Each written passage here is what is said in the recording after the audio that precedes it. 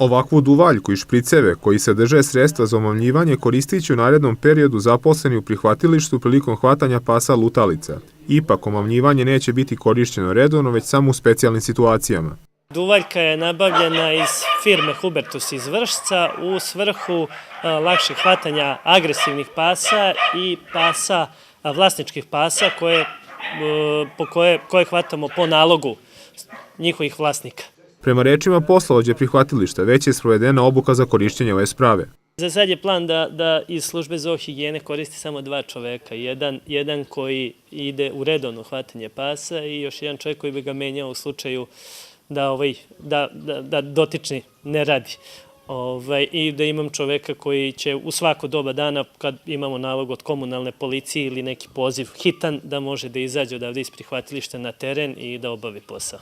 Sredstva koja će biti korišćena za ovu namenu imaju trostruko dejstvo i ukoliko se stručno proceni neophodna doza, nema nuspojava za životinje.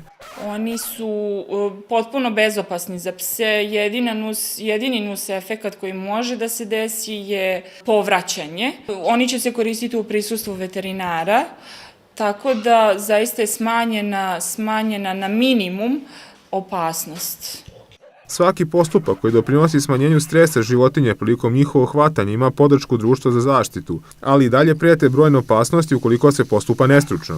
S obzirom da se radi u gradu, dakle pogođeni pas može da padne na kolovoz, da ga udari auto ili da napravi problem vozačima, to je shvatanje bi ipak morao da se radi na bezbednim površinama.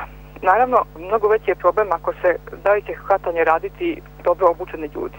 Oni ipak treba da znaju da procene količinu anestetika koja će se koristiti i kao najvažnije da na pravo mesto pogode psa, u plećku ili but, jer je veliki problem ako ga pogode u glavu ili oko.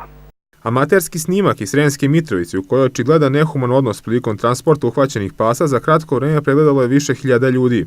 U šabačkom prihvatilištu osuđuju tako postupanje, ističe da će i prilikom transporta životinja voditi računa o njihovoj bezbednosti.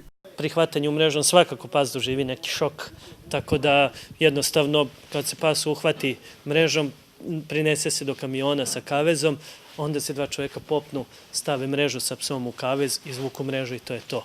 Zakon o dobrobiti životinja ne definiše precizno način hvatanja pasa lutalica, ali obavezuje da se to čini na što bezbolniji i humaniji način, a obaveza građana je da svaki drugačiji odnos prijave nadležnima.